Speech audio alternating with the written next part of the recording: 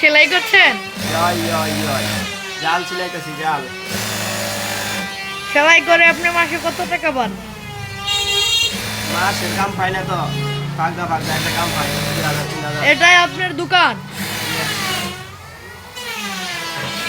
দোকানটা তো মাশাআল্লাহ ভালো বড়ই দেখা যাচ্ছে। আপনারা দেখতে পাচ্ছেন আক্তার হোসেন ভাই, সে কাম করছে।